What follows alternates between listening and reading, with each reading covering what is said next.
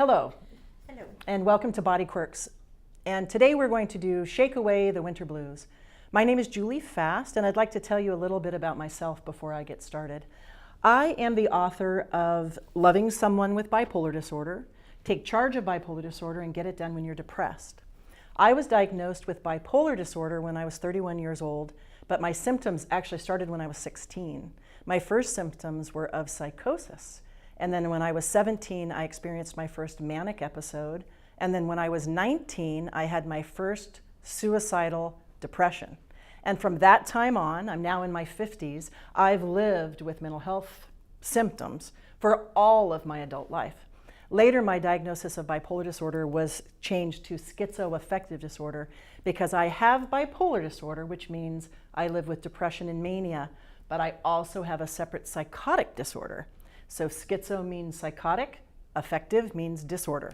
So schizoaffective, I have bipolar and psychosis. It is not fun. And so naturally, I am very influenced by the weather. We know now that seasons affect the mood. And so today we're going to talk about why that happens. And it's very exciting because something happened in the last couple of weeks that's made a very big difference in the way we look at seasonal affective disorder. The Nobel Prize for Physiology and Medicine was given to 3 researchers for their work on circadian rhythm of the body. And the truth is, seasonal affective disorder is a circadian rhythm problem. The circadian rhythm is the 24-hour clock that our body naturally lives with. And it deals with hormone regulation in the body. That's why so many people have trouble if they have to work the night shift. Think about it. You work during the day, but if you're put on the night shift and then you have to go back to day, you have almost jet lag, for example. That's the circadian rhythm going through the body and giving you trouble. Seasonal affective disorder, we can learn about seasonal affective disorder by talking about this element of our body. So what is seasonal affective disorder? First of all, it simply means seasonal changes affecting the mood. Affect means mood. In fact, in the United Kingdom, they call bipolar disorder bipolar affective disorder. So seasonal affective disorder means when the seasons change, the mood changes. And those of us who live in Portland, Oregon know that this is real because we sometimes wake up in the dark and we will have darkness around 4 in the afternoon during our dark months. And it can get to you. And what are the symptoms of seasonal affective disorder?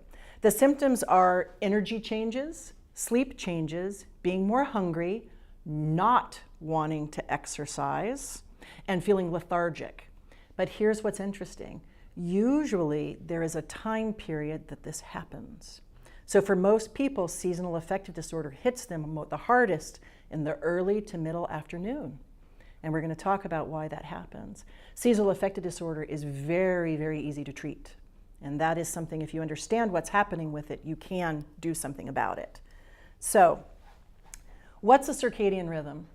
The circadian rhythm is based off a clock that going to bed and waking up at the same time means that our bodies can create hormones to regulate the mood more naturally. The 2 hormones we talk about in seasonal affective disorder are melatonin and serotonin. Have you guys heard of those? Mm-hmm. So melatonin is our sleep hormone. Serotonin is the main thing you hear about when somebody is talking about depression, because with the creation of the SSRI drugs in the 90s, selective serotonin inhibitor uptake drugs, those drugs affect serotonin and they help with depression. So when you have seasonal affective disorder, you are seeing an imbalance between melatonin and serotonin. Okay. Around 4 o'clock in the afternoon, the body naturally, because of circadian rhythm, says, I think I'm going to start producing melatonin because we're going to start moving down the energy of people and let's have them be a little bit quieter so that they can be in bed around 11 o'clock at night. Okay? That's a natural thing. It doesn't hit you like a sledgehammer. But you go 4, 5, 6, 7, 8, 9, 10, because most people are tired later at night. By 11 or 12 at night, most people are tired. Of course, there are night owls and they're different, but the majority of people are tired by midnight if they've gone through a long day. Melatonin, then, is your sleep hormone. When you start to wake up in the morning, serotonin rises. So as melatonin goes up in the afternoon, your serotonin goes down. And in the morning, as your melatonin is going down, your serotonin goes up. That wakes you up. That perks up your mood. We know that serotonin affects depression. Now, of course, there's a lot more stuff going on than this, but for the purpose of our talk today, that's all we need to know. How do we affect melatonin and serotonin production in order to manage seasonal affective disorder is one of our questions to ask. What happens with seasonal affective disorder is that the weather outside tricks the body to produce too much melatonin. So instead of having a natural hit that starts around 4 o'clock, it sees the darkness and says, oh, it's around 8 o'clock, and I'm going to boost that melatonin. And so your body starts to naturally start to shut down, you get more lethargic, and you get sleepy. So right there, the weather is tricking you into thinking it's nighttime and I'm going to produce more melatonin. Another thing, and I know that research has not come out about this yet, but I believe this with all of my heart, and that's about barometric pressure. One thing, if you look at what it's like outside in the areas where there's lots of seasonal affective disorder, it feels like the cloud level is very low. And so on the dark days, like here in Portland, Oregon, or the kind that you get in Alaska or in the Scandinavian countries, Seattle, etc., the weather is not only dark, it's heavy. Because sometimes you can have a little bit of darkness at 4 or 5 in the afternoon, but it's got a sunbreak going through. That's not going to create seasonal affective disorder. It's just not going to, because there's not this low level. And I remember talking to my father and saying to him, I think it's barometric pressure. And he goes, you don't know what you're talking about. Physics doesn't allow stuff. And I said, Dad, I feel myself like the world is caving in on me in the afternoon when it's dark. Guess what? Last couple of years, new research out about the effects of barometric pressure on the mood. So I think now we just are getting more stories through the internet and more ways to talk with people about all of this. So more people are saying, I feel it physically as well as emotionally. And that's very important. So as that melatonin is going down and you're getting more tired, what do you naturally want to do? At 4 or 5 in the afternoon, you're not done with your day. So you're going to go look for sugar and caffeine because you're down and your mood is there. And not everybody has the ability, because we have such a 9 to 5 system for most people. Most people don't have the ability at 4 o'clock to stop and take the break that's needed in order to stop the production of that melatonin and keep your serotonin going. So one thing that's very important is learning what time of day affects you the most in terms of seasonal affective disorder. So if you're keeping a journal about this and you're noticing November's coming, I'm about to hit the dark days, I don't want to be so tired this time, look and see when you actually feel the slump and write it down. That becomes the time that you're going to do the majority of the things we talk about today. Because even if you're at work, there are a lot of things you can do. And on your days off, that's going to be your time frame where you really, really pump up anything that you do to deal with your mood. Most people talk about doing things in the morning or after work. I say, nope. Your number one thing to do is do it in the time period when the slump is going to happen. Mine is 4 to 6. I've known it my whole life. I'll be pretty okay during the day, and around 4, I'm like, why am I here? What's the point? I might start crying because I have bipolar, so my depression can get quite serious. And so what I noticed is that 4 to 6 time playing range is the most dangerous time for me. So step number 1, learn the time frame of your mood going down and write it down. So that's very, very important, okay? The next thing is what can we do to regulate melatonin and serotonin? I'm going to give you some advice, and then I have to give separate advice for people with bipolar disorder. So those of you here who have bipolar disorder, we're going to put that to the side for a minute, because what I'm telling about right now is only for people who don't have bipolar. You want to boost serotonin when you have seasonal affective disorder. The reason people with bipolar disorder can't do this is that serotonin is what makes us manic. And that's why people with bipolar disorder can't take Prozac. We can't take a lot of supplements that increase serotonin because it will make us manic. But anybody here who does not have bipolar disorder, here's what you want to do. You want to deal with your serotonin in a way that it stays productive throughout the day. So step number one, of course, is the easiest thing to do is to get light in your eyes in the morning. So the first thing you're going to do is, how do I wake up my serotonin when this melatonin is hitting me so hard? Start in the morning with this. And that means direct light into the eyes. That's why tanning booths do not work. Tanning booths used to be said, I remember in the 80s, you've got depression, go to tanning booths. Nope, because you cover your eyes. And of course, you cannot go to a tanning booth and look directly into it. That's dangerous. But what you need to do is have sunlight or full spectrum light, which we'll talk about light boxes, hit your retinas. It goes in the retina and hits your hypothalamus, which is your mood center. So there's a difference between sunlight on the skin, which is vitamin D, versus light in the eyes producing serotonin. And that's why tanning booths don't work, but light boxes do. So anyone going into darkness in the winter needs to have a light box in the morning. They are so easy to get now. You can get full spectrum ones that are alarms that wake you up so that as your alarm starts, it goes, it's amazing. It lights your room like a sunrise. So as you're waking up, it starts right before your alarm is supposed to go off. It gives you a spectrum of light and you wake up in the sunlight. But you need to get it in your eyes. So the regulation, or what people say, is you can use small ones, but you have to look at it. So sitting in front of it and reading doesn't work. You have to look at it. So read the directions. 20 minutes in the eyes, that's step number one. People with bipolar disorder usually cannot do this because it will increase mania.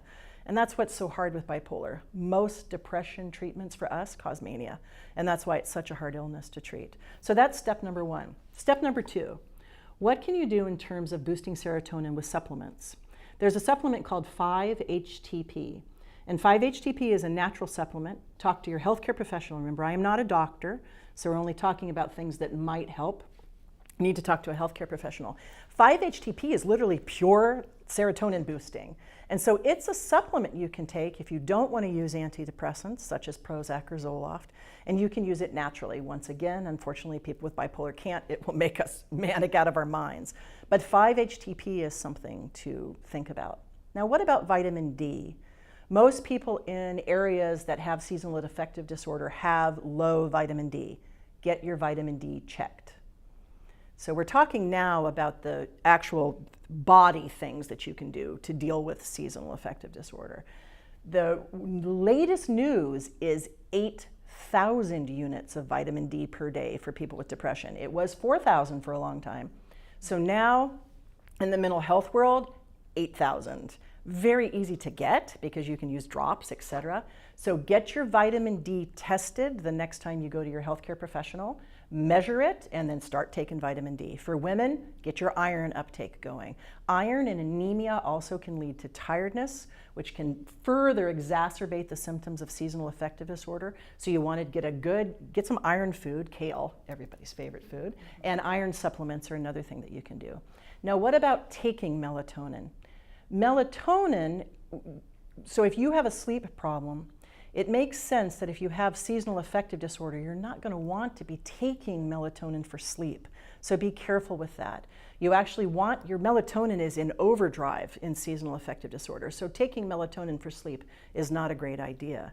Someone like myself with bipolar, who I don't sleep very well, even if I have seasonal affective disorder, I still take melatonin because otherwise I won't sleep at all and I'll get manic. So it's very complicated. So the first thing is look at the natural body ways that you can manage seasonal affective disorder. And that is get your vitamin D checked and look at supplements that can help. Another supplement that I'm really big on are the adrenal supplements, adrenal health supplements that have activating herbs in them. A lot of them are based off of the Ayurvedic type of herb. So adrenal supplements, I think, also work very well for people who don't have bipolar disorder because you know that they can get manic. St. John's wort is another one. St. John wort is a natural thing that you can use to help the mood. Another is a homeopathic homeopathic, I use it by tincture, called Stibium, and that's Stibium. That is safe for people with bipolar disorder as well, and that's a mood booster that's more natural, and a homeopathic naturopath will be able to talk to you about that. Now let's go into the other basic thing, which is diet.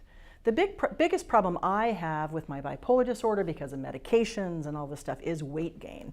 And it's something that I've had to deal with for a very, very long time. And finally, I made the really big decision 4 months ago. I stopped white sugar.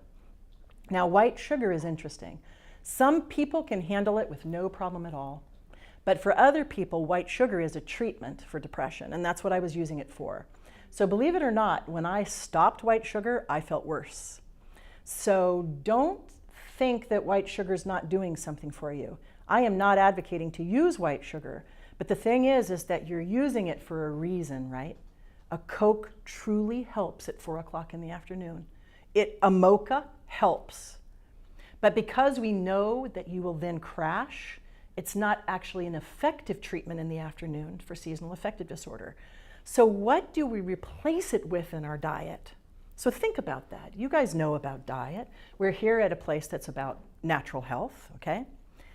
When I stopped sugar, I noticed my anxiety went higher, I got tired. I was up to about 5 or 6 Cokes a day because I deal with so many symptoms and I deal with a lot of stuff. And I was using that to boost my mood and it tasted good, to be honest.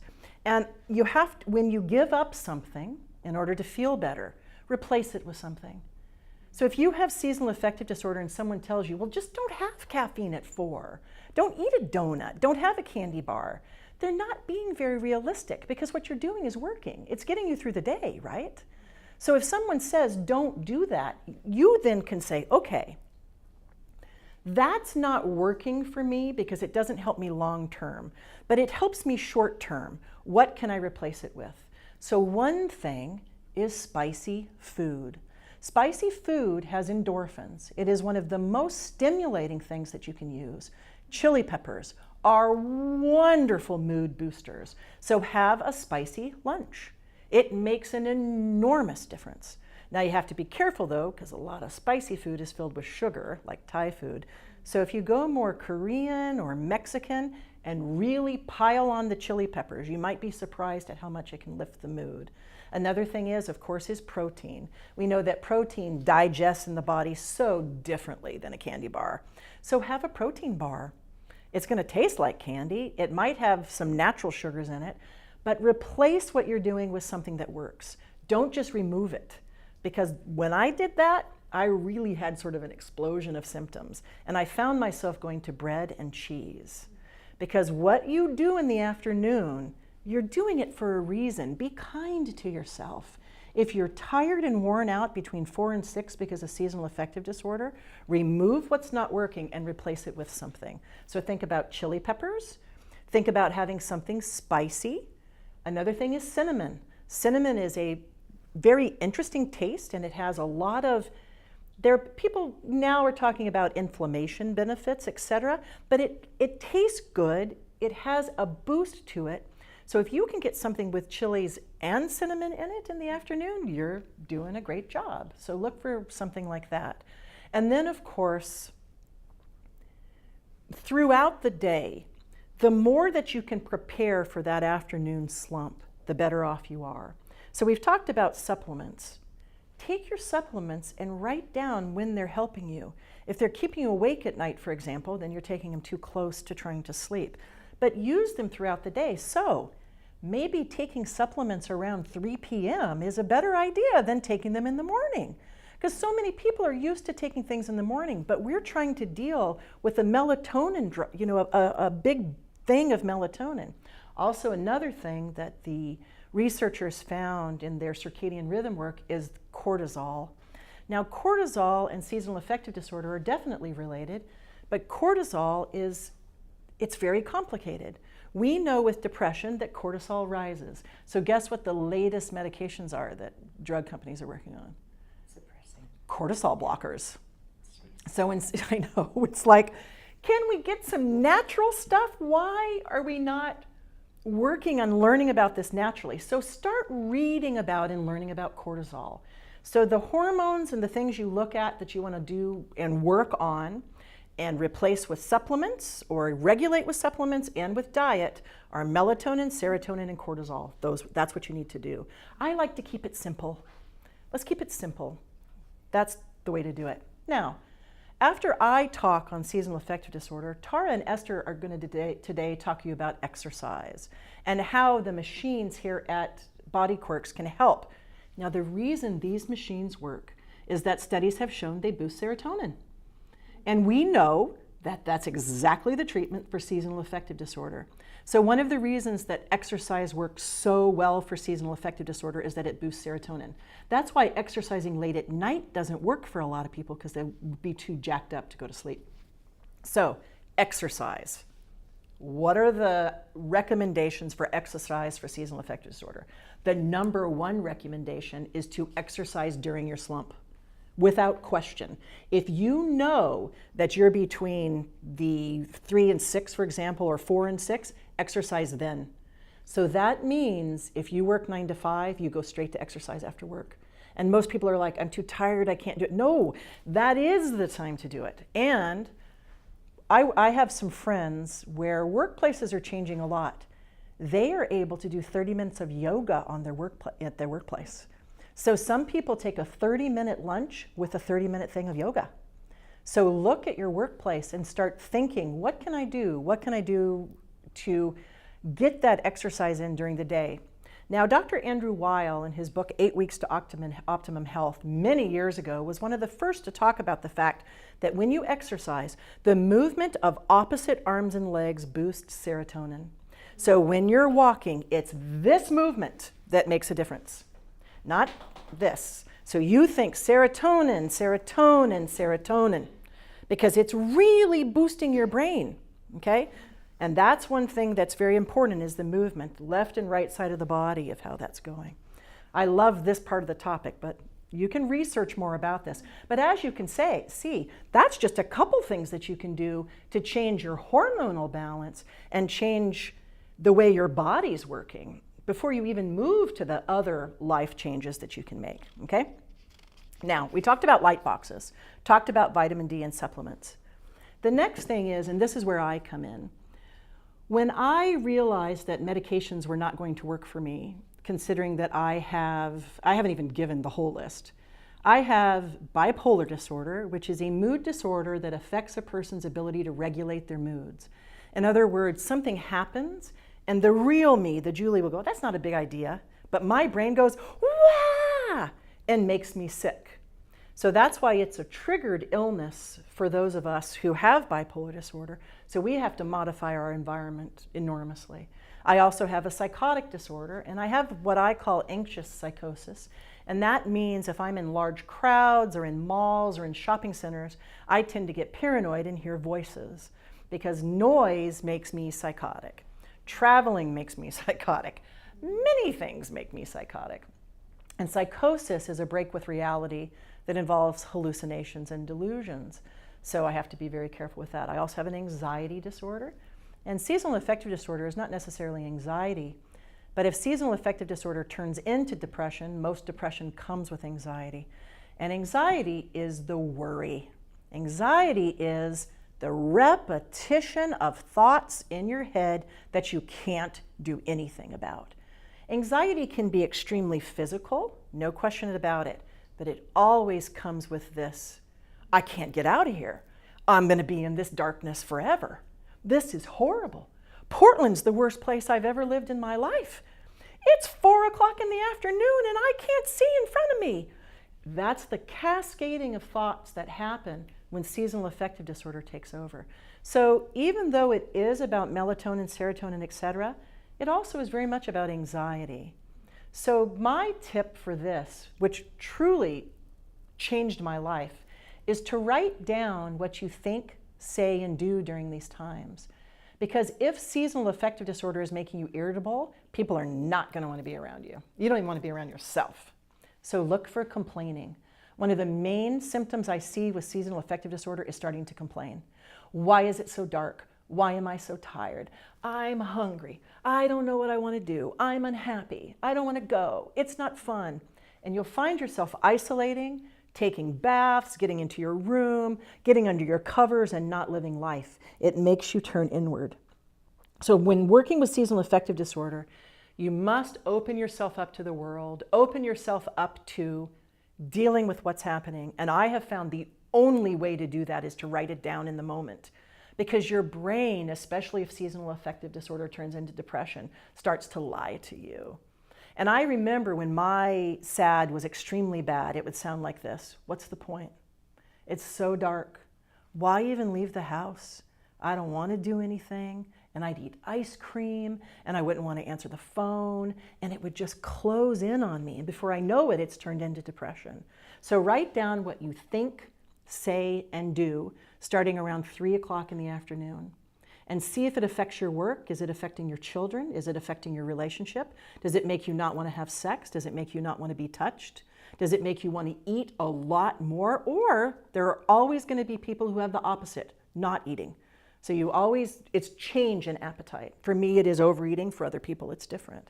Write it down. It makes that much difference. One of the ways that I deal with all the mental illness that I have is that I have a list of my symptoms. So if I hear in my brain, I just want to get in bed, I know, oh, something's not right. I don't go get in bed. I used to. I spent years in bed. Before I knew how to manage my illness, I spent so much time in bed. I have pictures of myself crying in bed. I don't get in bed anymore. Beds are for sleeping. So another thing is you don't take a nap in the afternoon with seasonal affective disorder. You don't get in bed. You do something active. Now, once you have a list of what you think, say, and do, and you're looking at it, the next thing is, what do you do with it? Well, what you do is next to that is you counter it with either a thought, which of course is cognitive behavioral therapy, or an action. So let's say that I know for a fact that from 4 to 6 in Portland, Oregon, I'm going to be sick in the afternoons and I'm going to be depressed. That means that every single day of the week, I must have plans between 4 and 6. I work for myself. I don't work for a company, so I'm often alone. I cannot be alone in a dark room at from 4 to 6 in the afternoon. That's why happy hour is such a great thing for people with seasonal affective disorder. Now, if you drink, it's probably not the best thing. A little bit of drink's not going to hurt you, but drinking is not a great idea. But being with people, hearing noise, and doing things at those times. Happy hour explodes in the winter in Portland. I don't know if you've noticed that. You can hardly get into places because in the summer, people are out hiking and walking, doing things at that time. In the winter, we start to hole up and go inside. In some ways that it's good, but in other ways it's not so great. And also, nothing says you can't walk in the rain. So from 4 to 6, if that's your time that you're not doing well, put on rain gear and take a walk because it really, really does work. So you've got your think, feel, what you think, say, and do list. The next thing is that with seasonal affective disorder and with depression in general, motivation is not going to arrive first. Motivation is a myth when you're not feeling well. When you're feeling down and worn out, the last thing in the world you have is, I think I'll get up and take a walk. It's not how it works. You have to override what you're feeling in the moment and focus on how you will feel after. And that's my book, Get It Done When You're Depressed. The whole premise of this book is that I spent so many years not getting anything done because I was waiting to feel better to get things done. So let's say a talk like we're doing today, I could be depressed out of my mind. I will be here at this talk. You will never know that I'm depressed because I taught myself that you can do things, you can work, you can get out when you're depressed. You're just not going to want to at the beginning. Depression lies to you. You need to go inside, it's too dark, have a cup of coffee, you'll feel better. Don't listen to it. Instead, you say, no, I know what makes me feel better. So the next piece of advice I have is you start making a list of what to do in order to counteract seasonal affective disorder. And so that list, we already have supplements, diet, exercise, but sometimes that's like, oh gosh, do I have to do that again?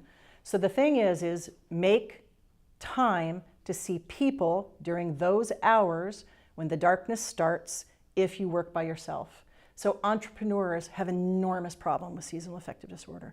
A lot of people who are already in jobs are not going to have the same issue because you are in an environment where you can see people. If you have a job where you are not seeing people at that time, make that your exercise time. That's when you come to a place like Body Quirks with a friend and you exercise and you get yourself going. So the first thing in Get It Done When You're Depressed is don't wait to want to do something before you do it. That's probably the best piece of advice I can give to anybody with a mental illness, is that you're not going to want to. So make a list of how you feel after you exercise, because sometimes you're not feeling well. Even tying your shoes feels like it's too much, and your mind will break things down. Oh, I have to get in my car. I have to go get on the machines. And that's what your mind will focus on, instead of, wow, I will feel 100% better if I go work out. So you've got to flip the way you think into after versus how you feel in the moment. That really changed my life, and I thought it really made a very big difference. I also found that going to a movie at that time is a good thing. Now that doesn't make sense if you think about darkness, except that if you go see a comedy or any kind of movie, first of all, the screen is very bright. It's very bright. So you are in darkness, but your eyes are seeing brightness. And that might be one reason why you feel better when you see a movie. Go see a movie. And if you can't do that on a work day, do it on a day that your day is off. And once again, plan ahead. So on my really rough days, they have 4 o'clock movies. And a 4 o'clock, 5 o'clock movie is a wonderful way to boost your mood. Most people don't think to do that at all. They usually think of going to a movie at night or in the morning, not at that 4 to 6. There's hardly anybody in the theater at that time, and it's a wonderful thing that you can do. Another thing is look at your office space. If you don't have windows in your office space, did you know that by law, if you can show you have depression, you can ask for a room with windows? It's very interesting. Most people do not use that because they're not that depressed, but people with very serious depression can say, I have to have an office with windows. And so that's part of disability, and that's something for someone who has really severe problems at work can do that. Otherwise, if you are in a windowless, so we're in a room today that's windowless, for example, you cannot stay in a room like this all day. You have to get out somehow, look out the window, or bring a light box to work. There's nothing that says you can't have a light box at your desk that you use for a few minutes at a time. There's nothing that says, they're about the size of what a little tiny black and white TV used to be. They're very, very small now. When they started, they were the size of an enormous fan. Now they're about the size of a book, which is astonishing, and they work just as well. Prop it up and look in the eyes, okay? The next thing is look at your environment. I love the way Body Works decorates. They have such a wonderful environment in here. Having a water element, having a light element, having flowers and thing around you. If you're a guy, you decide what works for you. You certainly don't have to do all of the things that women do. But make your space something bright and beautiful. The mere behavior of lighting candles when it gets dark is an enormous boost to the mood. They're bright, they make you focus on them, and they can get you out of that darkness. Have some candles, have some light. If your seasonal affective disorder is really serious, then you get full spectrum light bulbs and you put them everywhere. So fluorescent lights that we have in here are some of the worst things that you can have. They put off green light. Oh, excuse me, I see that Esther is shaking. They have done their homework, and these are full spectrum lights. Yes. That's fantastic. Yeah. Also shows how Body Works takes care of their clients so that they're full spectrum. A lot of the other fluorescent lights at work have a buzz to them, and they will put off green light. So let's talk about blue light for a minute. One of the reasons that people with bipolar disorder cannot use all of the screens that we have out now is that they put out a blue light. And the blue light that comes from television and screens hits the retina and affects serotonin. It causes anxiety in a lot of people. So people who have sleep problems and people who have issues with mania, etc., often have to do something about their screen time. Now, there's a guy named Dr. Jim Phelps who's out of Corvallis, a very well-known guy who helped pioneer the work of bipolar disorder in what he calls the soft bipolars. And that's the bipolars that, the bipolar that's not full-blown, that takes you to the hospital. And he said many years ago, people with bipolar should wear orange glasses while looking at blue screen lights. So there are a lot of things that are coming out of the effects of the screens. If you find that you have seasonal affective disorder and you're getting the kind that's sort of nervous and it's making you a little restless, because remember, depression, there's two types, tired depression and then there's agitated depression. So seasonal affective disorder absolutely can be something that causes agitation and irritation. Watch your use of the screens. You can get now things to put on top of them and look at them. I have to be very careful at night because I'll just lie there and literally put that screen in front of me and I'm like, what am I doing? It's just literally boosting serotonin in my head. And I don't want to do that. So think about blue light, think about your environment, think about what you want to do. Many people are going back to reading natural books. I think there's something that happens when you have a book in your hand in the low light or enough to read by, but that's something very relaxing. So start thinking of using real books again. The sale of ebooks have sort of evened out. I really wasn't quite sure what was going to happen, and ebooks have started to even out, and so you still are seeing the sale of natural books. So that's another interesting thing. Look at the people in your life. So here's something interesting. If you are better on the weekend, you don't have seasonal affective disorder. If you only have a slump at work from 4 to 6 and on the weekend, but think about it. So that means, actually, I shouldn't say that. Sometimes I jump to conclusions. That means that your work environment combined with the darkness outside is creating your mood. Seasonal affective disorder, if it actually is completely related to the sky, which is what we're talking about, is going to be the same wherever you are. Happiness is not going to be a cure for it because seasonal affective disorder is not an emotional problem. It's a hormonal problem. So if you have that slump at 4, but on the weekend you're not having it at 4, then that's a work issue.